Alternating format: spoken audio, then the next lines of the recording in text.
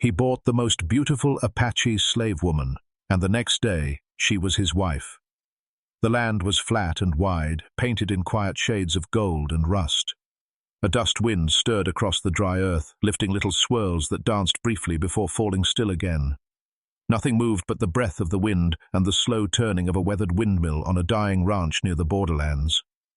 The morning sun was soft, not yet cruel, resting low behind a line of tired mesquite trees. Thomas Hayward stood alone at the edge of the corral, his boots sunk in cracked dirt, hat casting a long shadow down his face.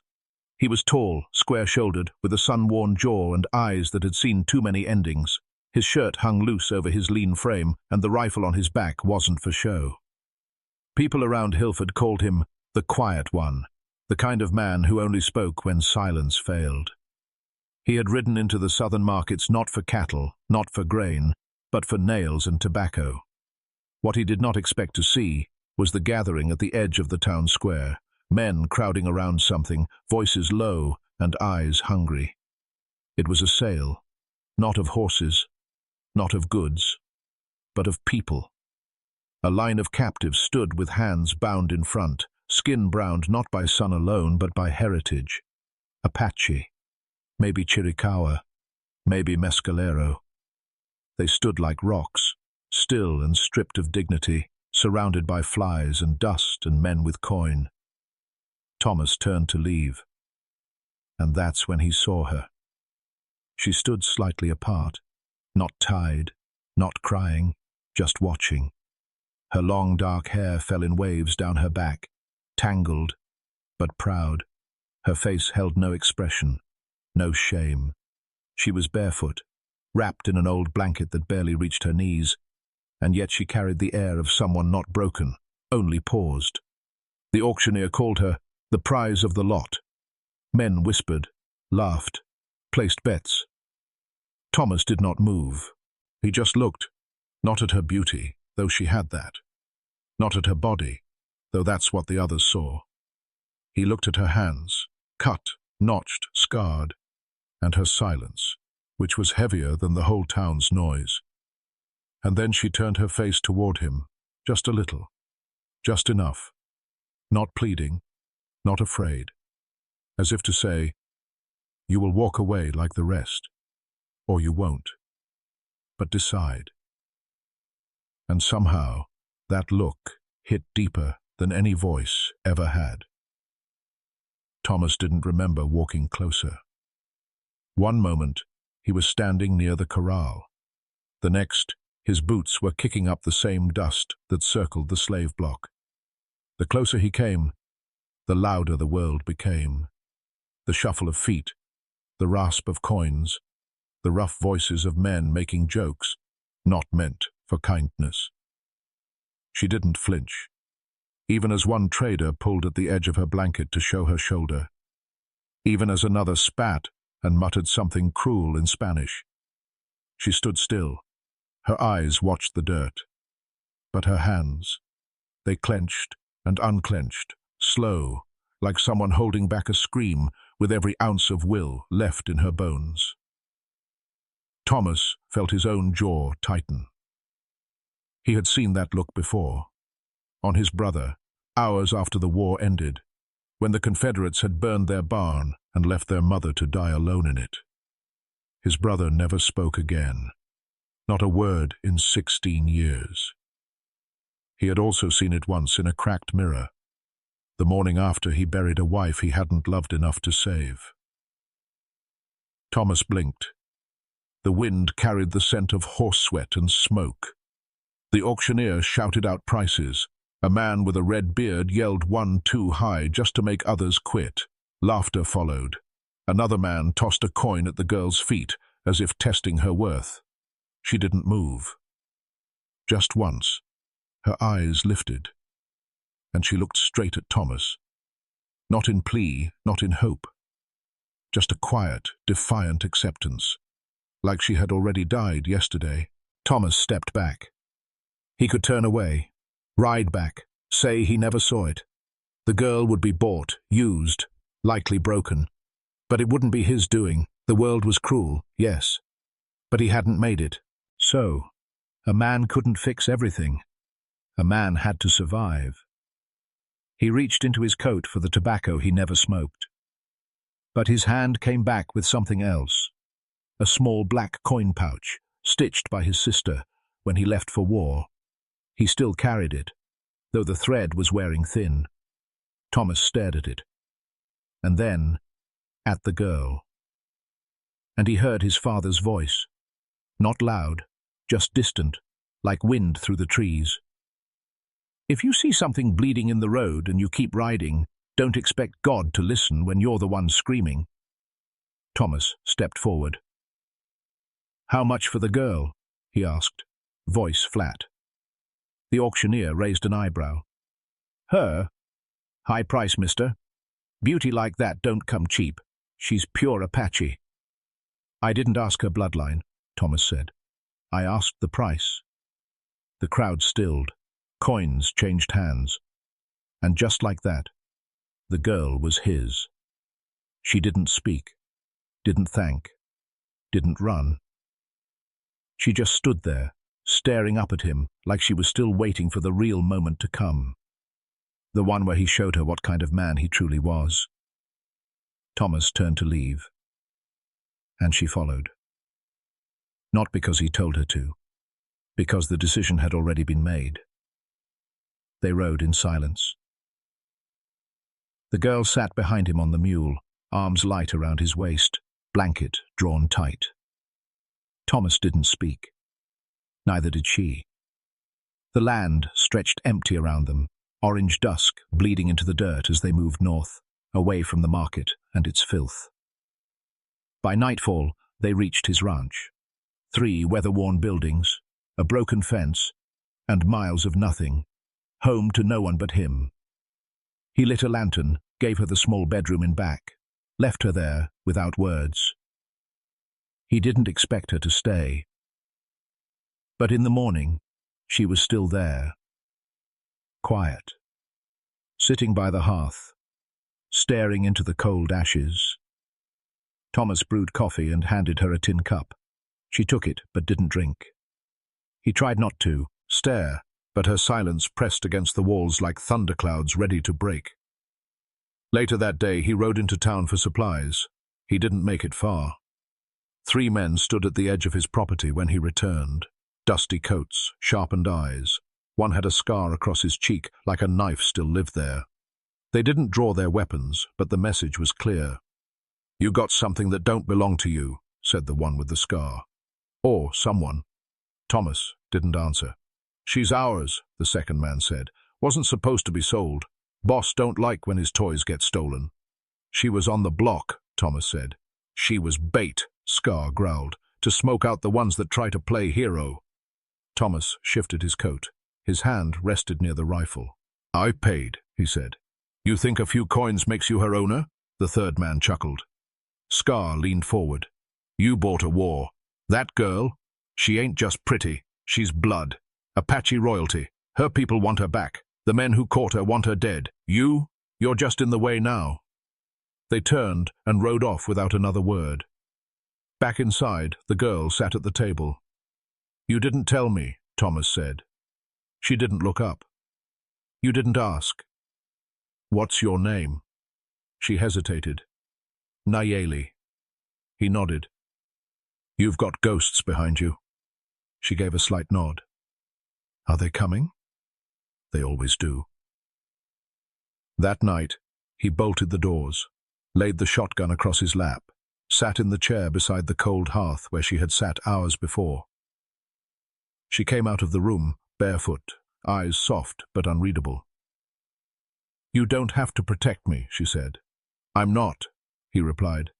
I'm protecting what's mine. She blinked. Her lips parted like she wanted to speak, but didn't.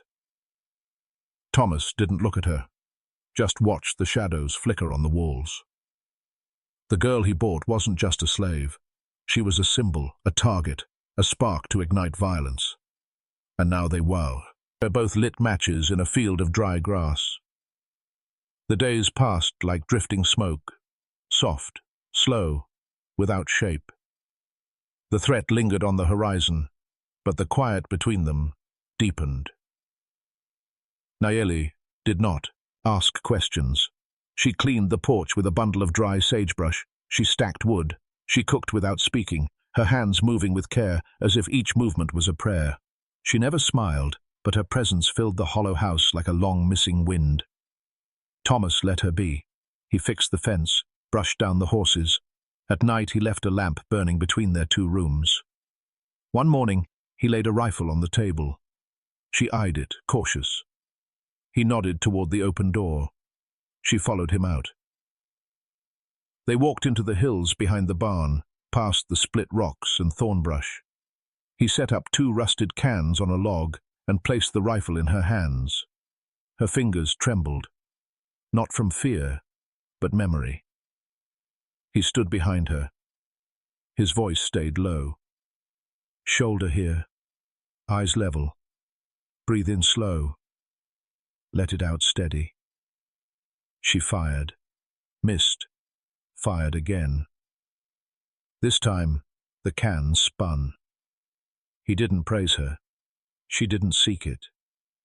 They just stood there, side by side, the wind threading between them like a fragile cord.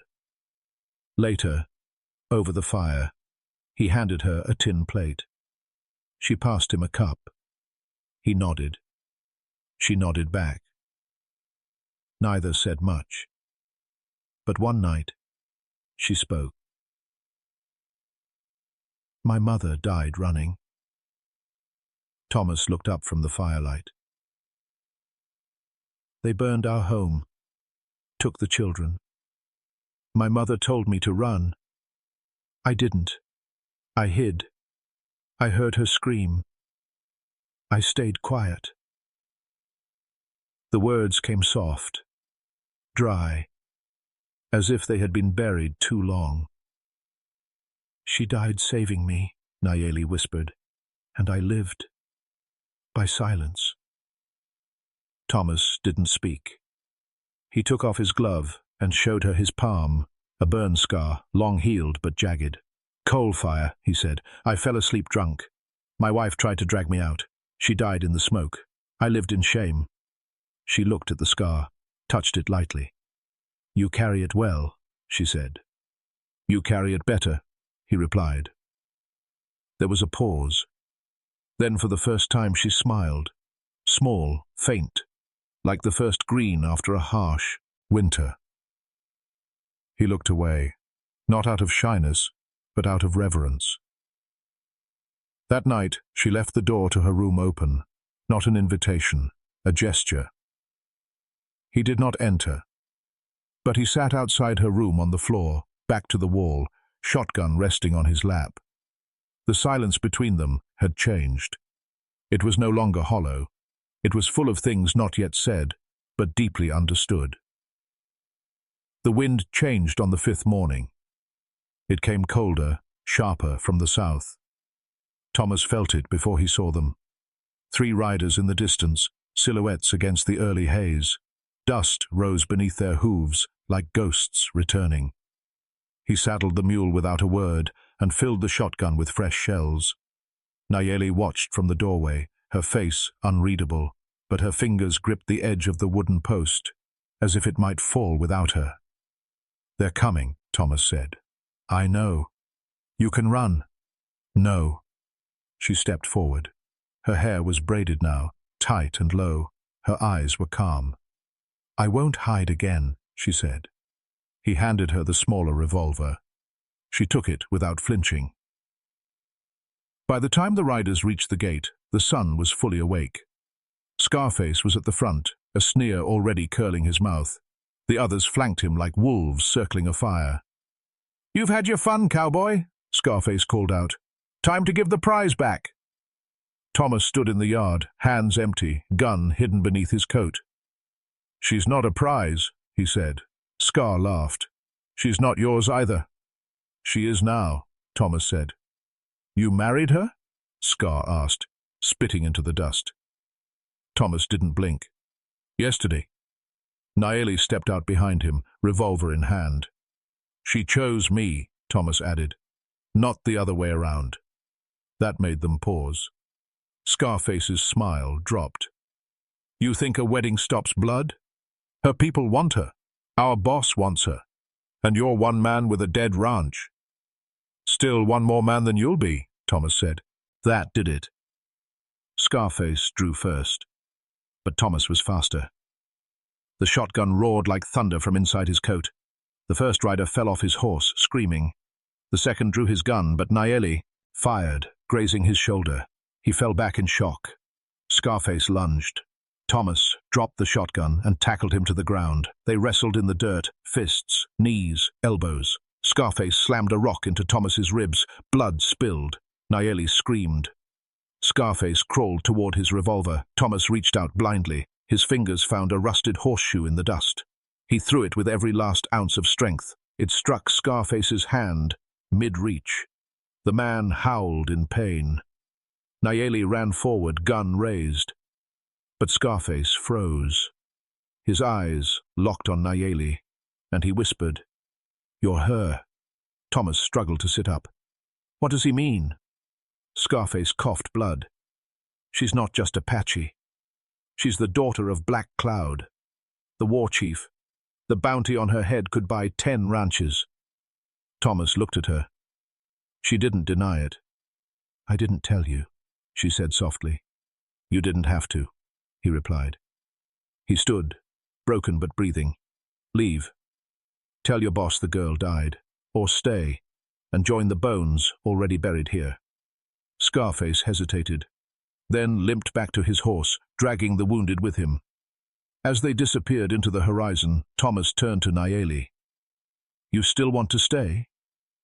She touched his bloodied arm. "Now more than ever." He winced, but smiled.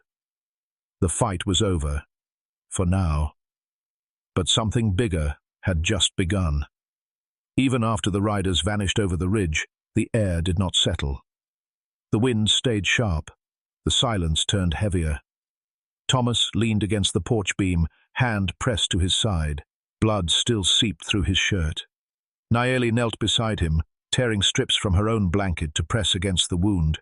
Her hands were steady, but her eyes shimmered. He did not speak. She didn't ask if he would survive. They both understood pain was a language older than words. When she finished, she placed his hand over the bandage. Then she sat beside him on the porch, walking the empty road where death had just passed and spared them. The sky darkened. No dinner, no fire, only the long hush of dust settling on wood. That night, thunder rolled in the far distance, but no rain came. Thomas lay on the bed in the front room, half asleep, the pain in his ribs rising like heat through floorboards. He didn't dream. He just floated, in between breath and memory. At some point, he woke to movement. Nayeli stood at the edge of the bed, watching him. In the faint lamplight, her face looked younger, softer. She took his hand, and without saying a word, she lay down beside him. Not close, not far, just enough. The storm outside never broke, but something inside them did. The next morning they buried the bloodied horseshoe at the foot of the apple tree that never bore fruit. Thomas said nothing. Nayeli pressed her fingers into the soil and whispered something in her own language, soft, rhythmic, and sacred. It wasn't a funeral. It was a promise. Later she returned to the kitchen and prepared bread from the flour he kept in an old tin. He sat on the porch, shotgun by his side, watching the road. His ribs still ached, but not in the way they had before. By evening, a raven circled once above the barn, then vanished westward. Nayeli joined him again, this time with 2 cups of water. She handed him one. Their fingers touched. She didn't pull away. He didn't speak. They watched the sunset together. It painted the sky in gold and ash. Behind them, the ranch was still broken. The fence leaned, the roof sagged, the land was hard. But there was breath in the house again. There was food on the stove. And in the silence between them, something had shifted. Not healed, but held. For the first time in years, Thomas didn't fear the night. And Nayeli didn't fear the morning. The seasons passed with quiet dignity. Spring came first, slow and cautious. A few shoots pushed through the hard earth behind the barn. Nayeli planted corn near the fence where the soil still held moisture. Thomas built her a loom from old timber, though he had no idea if it would hold. It did. She wove in the mornings, her fingers moving like wind on water, threading silence into something that felt like prayer. He fixed the roof. She painted the window frames blue. By midsummer, the apple tree bloomed for the first time in 15 years. They didn't speak of the men who came that day. No law arrived. No bounty hunters returned. Perhaps word had spread. Perhaps the blood spilled was enough. Or perhaps they were forgotten. Two souls tucked away on a piece of land no one wanted. No longer slave nor soldier, just people trying to live. Thomas began sleeping in the same bed, but not as a husband who took. He came as one who waited, who listened. Some nights, they said nothing. Others, she whispered old stories by candlelight in her mother's tongue, and he listened, even if he didn't understand. She called him Wolf Eyes once. He never asked what it meant. In autumn, they placed a small marker at the edge of the land just beyond the creek. Not for anyone buried there, but for the ones they both lost. Thomas carved the names he remembered. Nayeli added a woven strip of red thread tied around the wood. It fluttered in the wind like a flag too tired for war. They sat there often in the evenings, side by side. No rings, no papers, just presence, just time. In winter, Thomas caught a fever. Nayeli sat by the bed day and night, pressing cloth to his head, whispering the old words again, not in panic, but in rhythm. He survived. On the first warm day of spring, she kissed his hand before handing him coffee. And he looked at her the way he once looked at empty land, like maybe something could grow there after all. The ranch never became wealthy. The crops barely fed them. The fence always leaned. But the house never felt hollow again. One morning, many years later, a traveler passing through Hilford asked about the ranch north of the dead road. "Who lives there?" he asked the old man at the feed store. The man chewed his tobacco and nodded toward the hills. "Used to be a war vet and a runaway bride," he said. "Or maybe a ghost and a queen. Hard to say." The traveler laughed. But the old man didn't. He just looked out the window and added softly, "They stayed. That's what mattered. They stayed when they could have left." And far up the hill, the apple tree stood full and blooming, even though no one had touched it in years. It swayed gently in the breeze, alone but not lonely. Just like them,